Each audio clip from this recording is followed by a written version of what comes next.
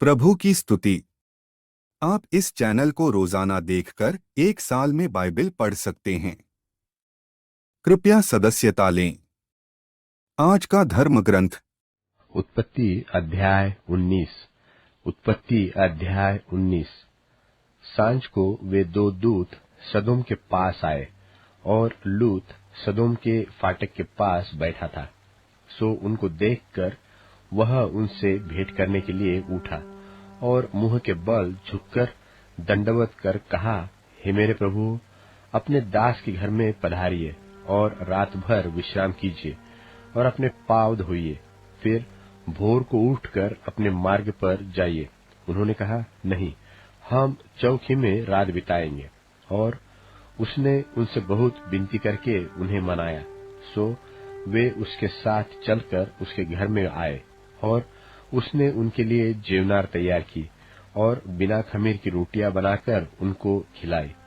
उनके सो जाने से पहले उस सदोम नगर के पुरुषों ने, जवानों से लेकर बूढ़ों तक, वरन चारों ओर के सब लोगों ने आकर उस घर को घेर लिया, और लूत को पुकार कर कहने लगे कि जो पुरुष आज रात को तेरे पास आए हैं, वे कहाँ हैं?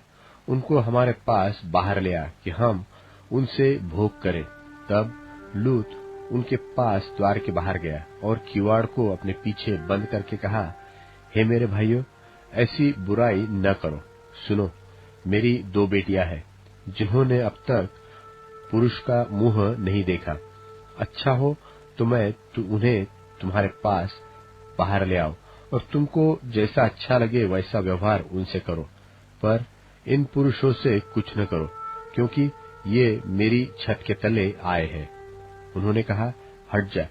फिर वे कहने लगे, तू एक परदेशी होकर यहाँ रहने के लिए आया, पर अब न्यायी भी बन बैठा है। सो अब हम उनसे भी अधिक तेरे साथ बुराई करेंगे। और वे उस पुरुष लूत को बहुत दबाने लगे और किवाड़ तोड़ने के लिए निकट आए। तब उन पाहुनों ने हाथ बढ़ाकर लूत को अपने पास घर में खींच लिया और किवाड़ को बंद कर दिया। और उन्होंने क्या छोटे क्या बड़े सब पुरुषों को जो घर के द्वार पर थे अंधा कर दिया। सो वे द्वार को टटोलते टटोलते थक गए। फिर उन पहुनों ने लूत से पूछा, यहाँ तेरे और कौन कौन है? दामाद, बेटे, बेटियां, व नगर में तेरा जो कोई हो, उन सबों को लेकर इस स्थान से निकल जा, क्योंकि हम यह स्थान नाश करने पर है, इसलिए कि इसकी चिल्लाहट यहोवा के सन्मुख बढ़ गई है, और यहोवा ने हमें इसका सत्यानाश करने के लिए भेजा है। तब लूत ने निकलकर अपने दामादों को, जिनके साथ उसकी बेटियों की सगाई हो गई थी, समझा के कहा, उठो, इस स्थान से निकल चलो, क्योंकि यहोवा इस नगर को नाश किया चाहता है। पर वह अपने दामादों की दृष्टि में ठट्ठा करने हारा सा जान पड़ा। जब वह फटने लगी, तब दूतों ने लूत से फुर्ती कराई और कहा कि उठ, अपनी पत्नी और दोनों बेटियों को जो यहाँ है ले जा, नहीं तो तू भी इस नगर के अधर्म से भस्म हो जाएगा। पर वह विलंब करता रहा। इससे उन पुरुषों ने उसका और उसकी पत्नी और दोनों बेटियों का हाथ पकड़ लिया, क्योंकि यहोवा की दया उस पर थी, और उसको निकालकर नगर के बाहर कर दिया। और ऐसा हुआ कि जब उन्होंने उनको बाहर निकाला, तब उसने कहा, अपना प्राण लेकर भाग जा, पीछे की ओर न ताकना और तराई भर में न ठहरना, उस पहाड़ पर भाग जाना, नहीं तो तू भी भस्म हो जाएगा। लूत ने उनसे कहा, हे प्रभु, ऐसा न कर। देख, तेरे दास पर तेरी अनुग्रह की दृष्टि हुई है, और तूने इसमें बड़ी कृपा दिखाई कि मेरे प्राण को बचाया है। पर मैं पहाड़ पर भाग नहीं सकता, कहीं ऐसा न हो कि कोई आपत्ति विपत्ति मुझ पर आ पड़े और मैं मर जाऊं। देख, वह नगर ऐसा निकट है कि मैं वहां भाग सकता हूँ, और वह छोटा भी है, मुझे वही भाग जाने दे। क्या वह छोटा नहीं है? और मेरा प्राण बच जाएगा। उसने उससे कहा, देख, मैंने इस विषय में भी तेरी विनती अंगीकार की है, कि जिस नगर की चर्चा तूने की है उसको मैं नाश न करूंगा। फुर्ती से वहां भाग जा, क्योंकि जब तक तू वहां न पहुंचे तब तक मैं कुछ न कर सकूंगा। इसी कारण उस नगर का नाम सोअर पड़ा। लूत के सोअर के निकट पहुंचते ही सूर्य पृथ्वी पर उदय हुआ। तब यहोवा ने अपनी ओर से सदोम और अमोरा पर आकाश से गंधक और आग बरसाई, और उन नगरों को और उस संपूर्ण तराई को और नगरों के सब निवासियों को भूमि की सारी उपज समेत नाश कर दिया। लूत की पत्नी ने, जो उसके पीछे थी, दृष्टि फेर के पीछे की ओर देखा, और वह नमक का खंबा बन गई।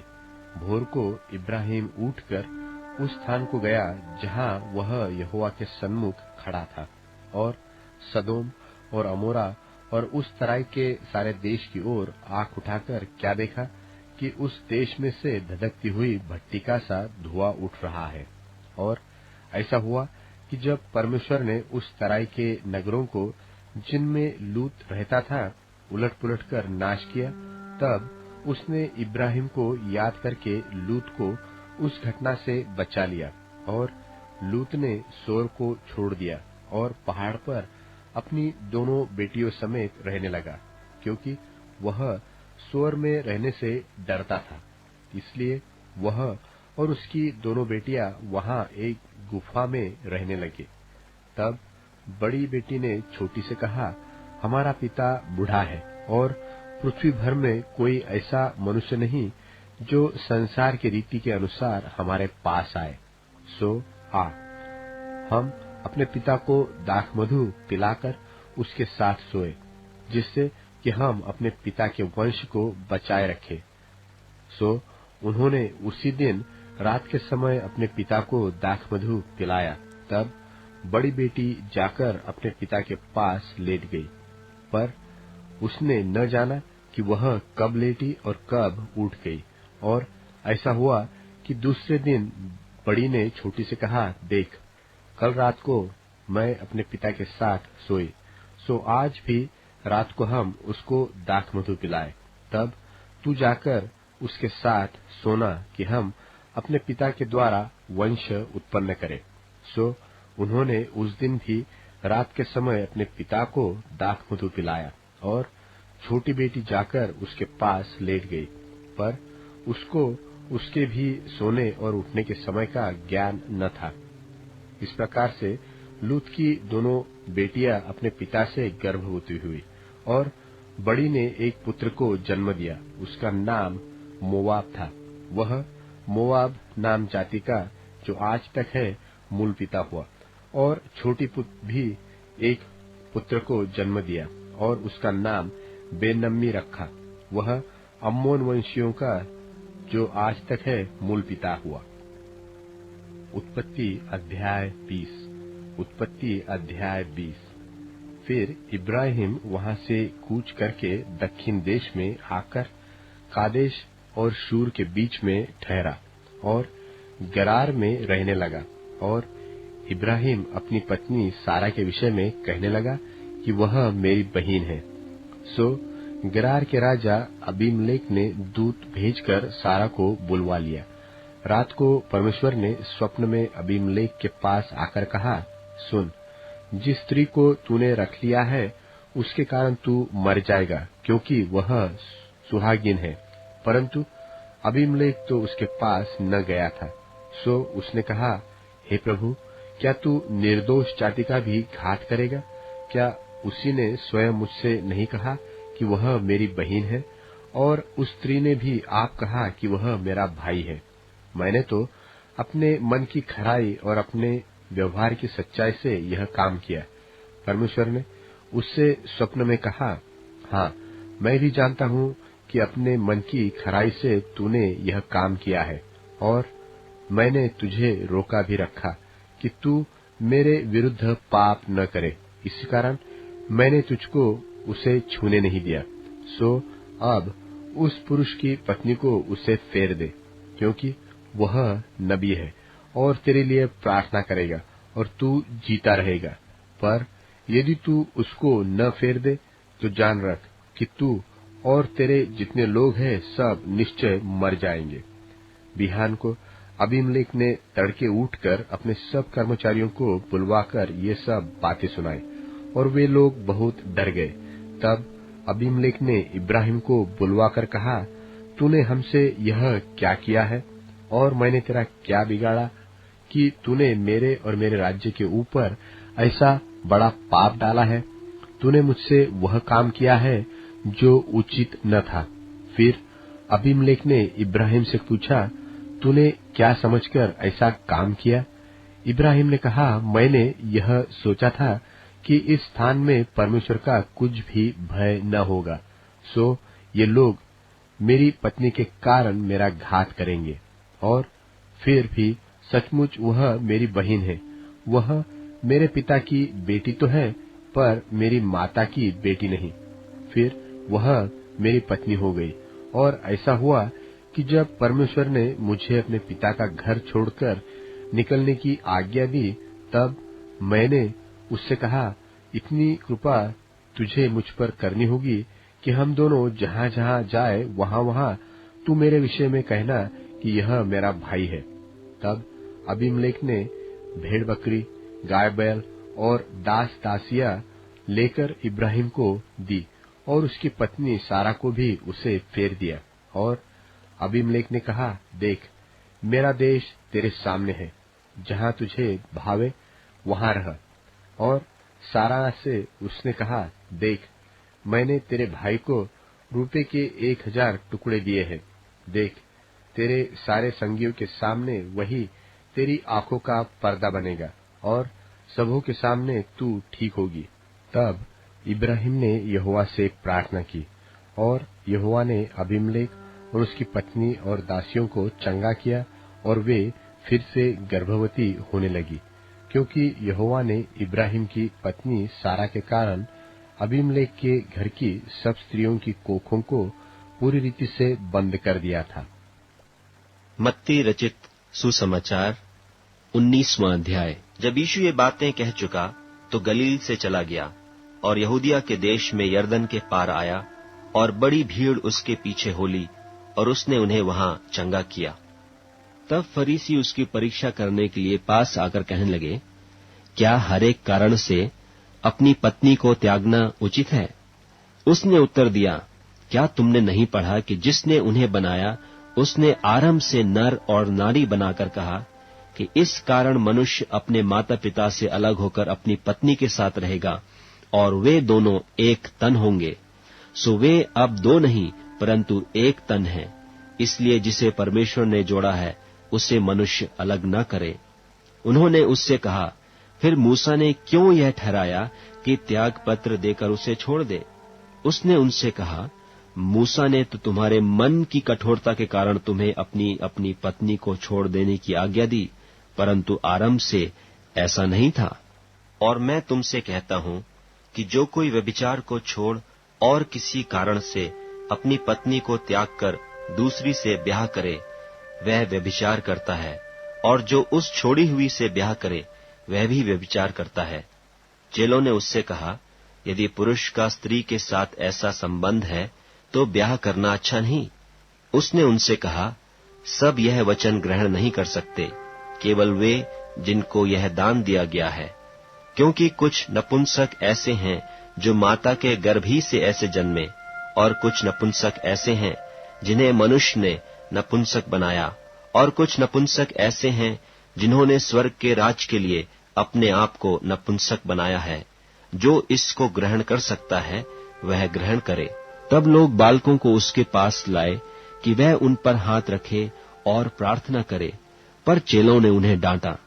यीशु ने कहा, बालकों को मेरे पास आने दो और उन्हें मना न करो, क्योंकि स्वर्ग का राज्य ऐसों ही का है। और वह उन पर हाथ रखकर वहां से चला गया। और देखो, एक मनुष्य ने पास आकर उससे कहा, हे गुरु, मैं कौन सा भला काम करूं कि अनंत जीवन पाऊं? उसने उससे कहा, तू मुझसे भलाई के विषय में क्यों पूछता है? भला तो एक ही है, पर यदि तू जीवन में प्रवेश करना चाहता है तो आज्ञाओं को माना कर।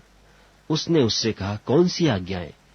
यीशु ने कहा, यह कि हत्या न करना, व्यभिचार न करना, चोरी न करना, झूठी गवाही न देना, अपने पिता और अपनी माता का आदर करना और अपने पड़ोसी से अपने समान प्रेम रखना। उस जवान ने उससे कहा, इन सब को तो मैंने माना है, अब मुझ में किस बात की घटी है? यीशु ने उससे कहा, यदि तू सिद्ध होना चाहता है तो जा, अपना माल बेचकर कंगालों को दे, और तुझे स्वर्ग में धन मिलेगा, और आकर मेरे पीछे हो ले। परंतु वह जवान यह बात सुन उदास होकर चला गया, क्योंकि वह बहुत धनी था। तब यीशु ने अपने चेलों से कहा, मैं तुमसे सच कहता हूं कि धनवान का स्वर्ग के राज्य में प्रवेश करना कठिन है। फिर तुमसे कहता हूं कि परमेश्वर के राज्य में धनवान के प्रवेश करने से ऊंट का सुई के नाके में से निकल जाना सहज है। यह सुनकर चेलों ने बहुत चकित होकर कहा, फिर किसका उद्धार हो सकता है? यीशु ने उनकी ओर देखकर कहा, मनुष्यों से तो यह नहीं हो सकता, परंतु परमेश्वर से सब कुछ हो सकता है।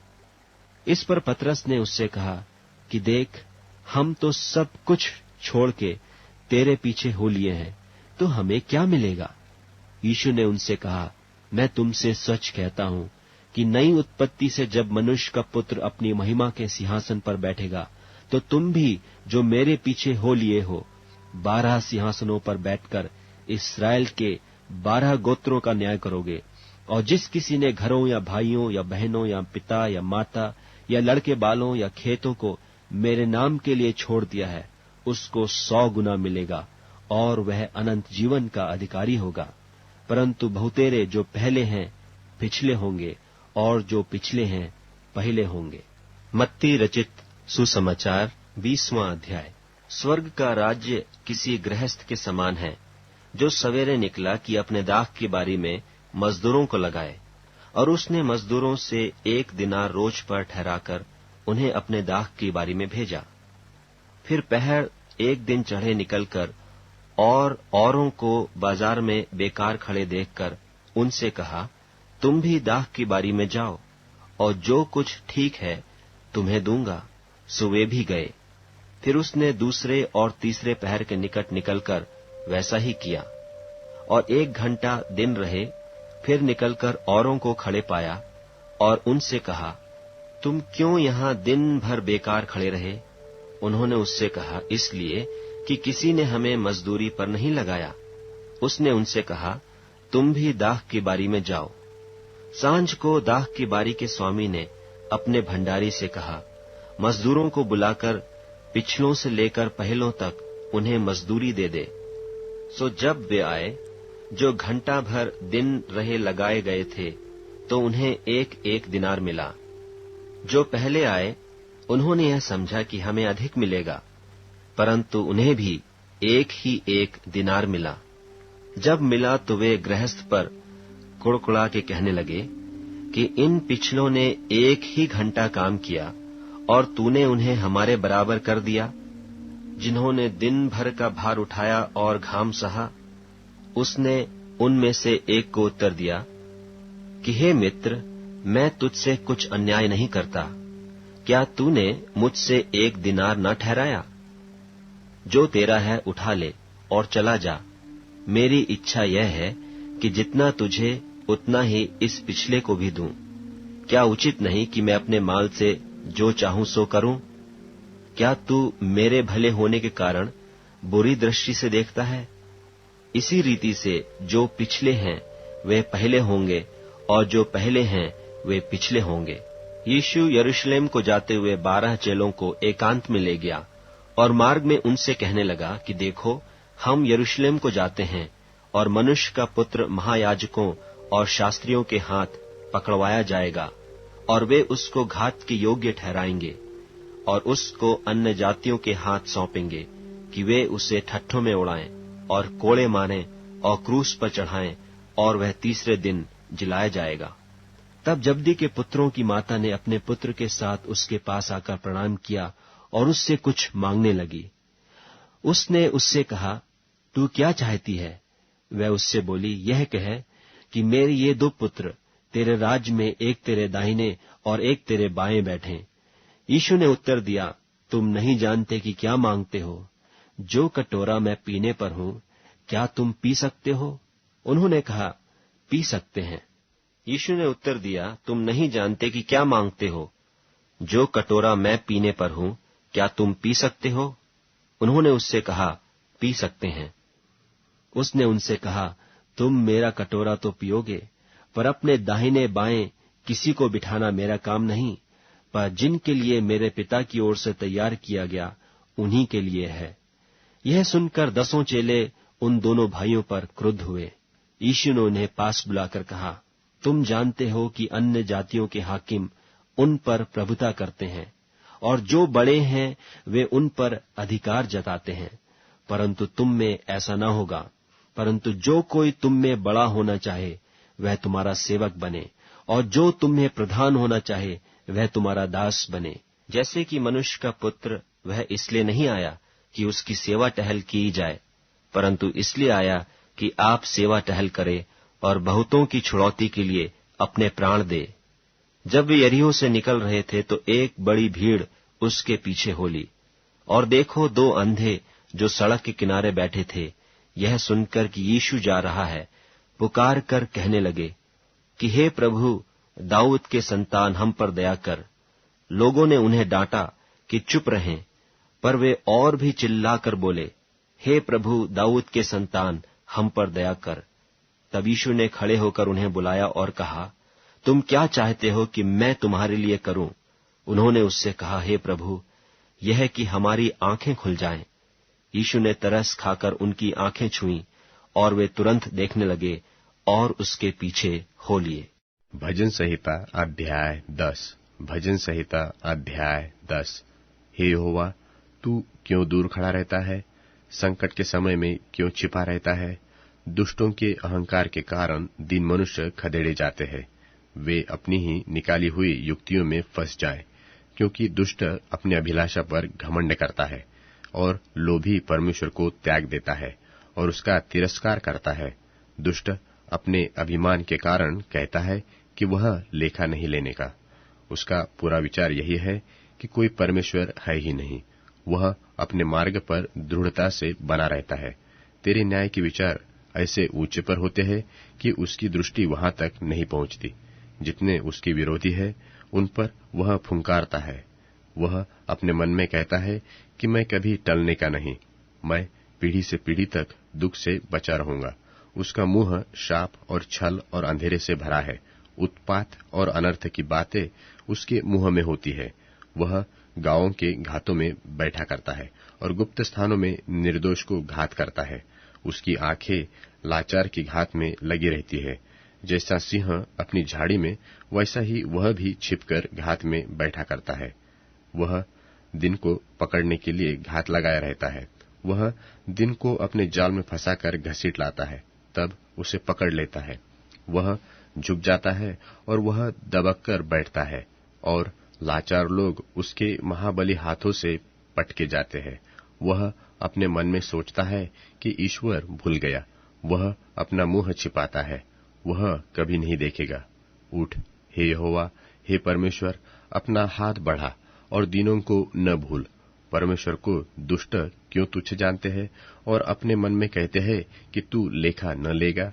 तूने देख लिया है, क्योंकि तू उत्पात और कल्पाने पर दृष्टि रखता है, ताकि उसका पलटा अपने हाथ में रखे। लाचार अपने को तेरे हाथ में सौंपते हैं। अनाथों का तू ही सहायक रहा है। दुष्ट की भुजा को तोड़ डाल और दुर्जन की दुष्टता को ढूंढ ढूंढ कर निकाल, जब तक कि सब उनमें से दूर न हो जाए। यहोवा अनंत काल के लिए महाराजा है। उसके देश में से अन्य जाति के लोग नाश हो गए हैं। हे यहोवा, तूने नम्र लोगों की अभिलाषा सुनी है। तू उनका मन तैयार करेगा।